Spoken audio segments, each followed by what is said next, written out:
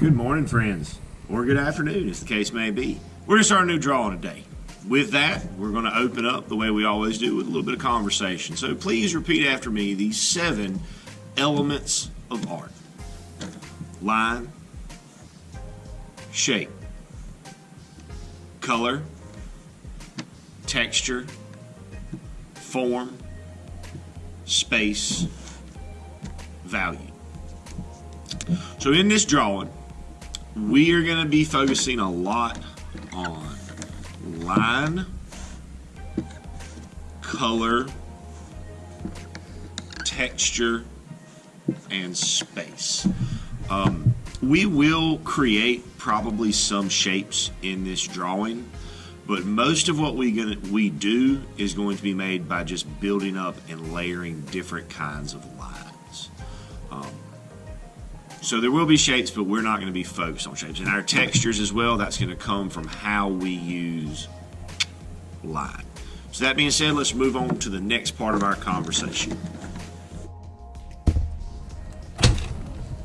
That being, of course, our principles of design. So again, please repeat these words after me: balance, unity, pattern, rhythm, movement, emphasis, contrast.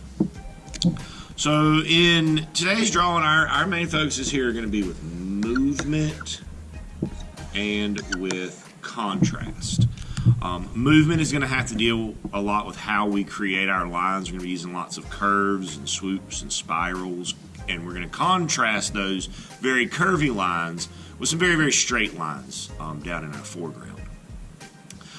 We're also going to use color to create contrast, as we're going to take a look at here in a moment in the example of Vincent van Gogh's work that we're going to be using today, the Starry Night. His sky has a massive amount of contrast, and we'll go a little bit deeper into that in just a second. But keep in mind, we're going to use lines to create movement. We're going to use colors to create contrast. With that being said, we're going to take a quick look at the painting that we're going to be working from, and then we're going to get into our drawing. So this is the Starry Night by Vincent van Gogh. This is the painting that we're going to be making a transcription or a recreation of. Now, in this painting, a few things that we want to make notice of. Number one, this wonderful, wonderful movement that's created in the sky by his use of these spirals and these curves. That movement is made even more noticeable by the fact that the ground and the brushwork and the lines that he uses in the ground at the bottom are very, very kind of stagnant and still. We also want to notice the contrast that he's created by using these very bright yellows, oranges, and whites against this cooler, colder background of blues, blacks, grays, greens, and purples. We also want to notice that we can see this texture that he creates with his brushwork, and that comes from not blending his paints together. So even though we're not painting, we're still going to attempt to create this kind of texture by layering our colors and layering up these different kinds of lines. That being said, we're going to take a quick look at a short animation that sets this painting into motion so that we can kind of even easier and even better take a look and see this wonderful flowing movement that Van Gogh has created.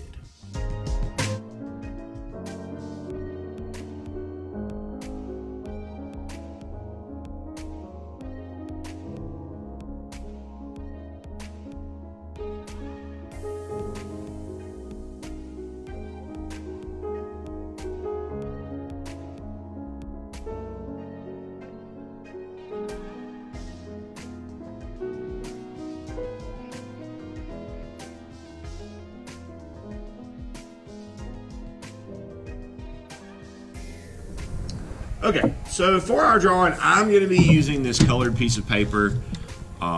If you don't have a dark colored piece of construction paper, a piece of white paper will work just fine. I'm also going to be using a shorter piece of black paper. This whole piece of paper is what we're going to use to create our background, and this is what we're going to use to create our foreground. Now, media-wise, I am going to be using these oil pastels. However, crayons or soft pastels, or if you have no other choice, markers will work for this. But I like these because I like how bright and vibrant and rich the colors are, and I like how well the colors will show up on this dark piece of paper that I'm going to be using. So we want to start off with this background piece, with creating our starry night, our skies. Now, where you place your stars is really pretty much all the way up to you, but we do want to make sure that we are using warm colors to make our stars. So our warm colors are going to be our yellows, our reds, our oranges, and maybe if you wanted to throw it in there, maybe even a little bit of pink. But these are warm colors. And the first thing we want to do with these warm, oh, sorry, I forgot one. Also, we can bring white into this. So the first thing we want to do is kind of make a decision about where we want our stars to be. So I want you to make at least 5 stars, put them anywhere on the page, and here's the big one. Whatever you do, make sure that you do not put them in a perfectly straight line. It will not look good. So I'm going to go ahead and make my stars, you make your stars, and then we'll jump forward together. So here are my first, I chose to do 6 stars. And again, notice that we're not using a star shape. We are working with lines here. And in this case, I'm working with mostly these kind of spiraled lines. So now what we want to do is we want to take some of those warm colors, our reds, pinks, oranges, yellows, and we're going to use these to start to create some shine on our stars. So I'm gonna just do one of these and then we'll skip forward. But we want to just kind of follow the lines that we've already made. Let it go and let it move along with that white that we've already used. If these kind of cross over each other, not a big deal. Just keep moving forward. The big thing here is that we want to keep that moving. We want to keep moving in that spiral while we work on the stars. So I'm going to take the rest of my warm colors and I'm going to put them to purpose. And so here I have my stars built up. Now you could definitely go in and add more of these curves and spirals on top of these. The more of those colors you add, kind of the brighter your stars are going to become. But our next move, once we have those stars created, is we still have a lot of empty space that we want to activate. We want to give it some movement. So with this, again, to help with our contrast, we're going to use cool colors because they will contrast very, very nicely and they'll make our bright colors that much brighter. So that's going to be our blues, our purples, our dark greens. Now we don't want to use greens like this because even though this is green, and green is technically a cool color, once green has this much yellow in it, it starts to fall into the category of warms. So we want to avoid these bright yellowed greens, but blues, purples, we could even come in here with a little bit of black, which is a neutral color, but that black will contrast with the white that we have in our stars. So for this part, what we want to do is we want to run lines into and around our stars. So for this part, I'm going to speed up my camera so that you can see this in action.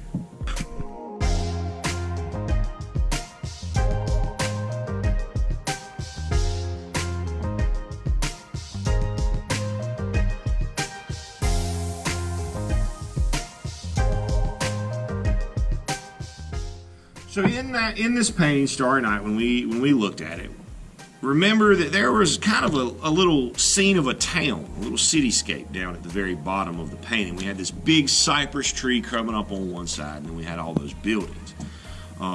Now, bear in mind, I'm not asking you to perfectly and exactly recreate what we saw in that one, but we do want to use and create something similar to it. So I'm going to start off with a white.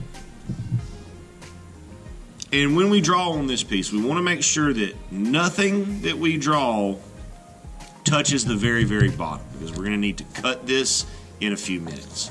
So we want to start, I'm going to start maybe with that. I'm going to put in just roughing it in. I'm not filling it up yet, but considering the way Van Gogh used his lines. So with that cypress tree, we have some curved lines, you know, it kind of looks a little bit like fire. And then we move on and we have our buildings.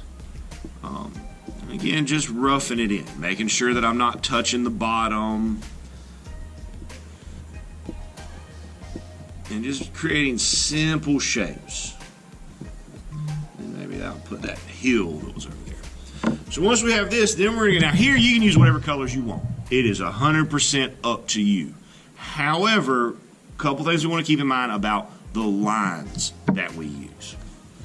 When we add our lines into our houses, into our buildings, we want to try to use very, very straight lines because buildings are things that are made by man and they have that straight line.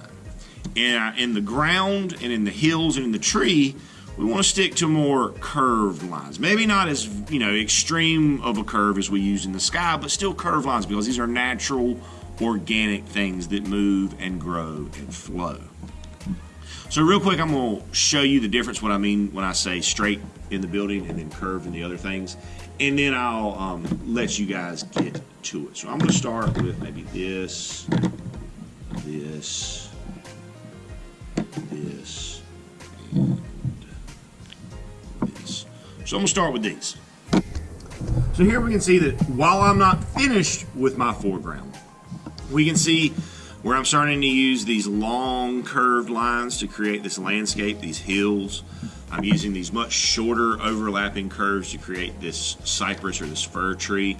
And then in my building, I'm using these very just straight up and down vertical straight lines. This is going to help further create that contrast between natural objects and man-made objects.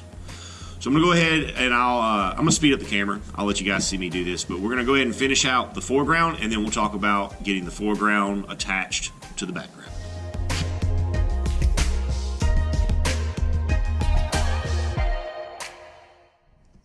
And now in this, I also need to take a moment to mention, in both this part as well as in the sky, but more so in this part, we use these layers of lines are what are creating our textures. By using these different kind of lines and stacking them up, layering them up on top of each other, normally from our darkest colors up to our lightest colors, that helps to create texture, visual interest. Now, right now my foreground is finished, so I need to cut this out. So what we want to do is very, very, very, very, very, very careful. We want to cut right along our horizon. Now, this is why it was so important that we not draw our buildings and stuff sitting at the very bottom of the page, because if we do it that way, when we go to try to cut it out, we end up with a lot of little pieces of paper instead of just one big piece. And we want just the one big piece of paper.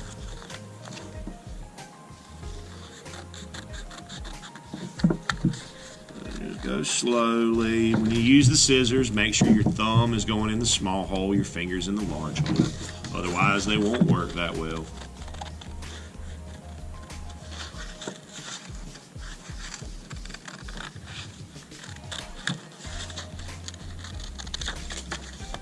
Just take your time.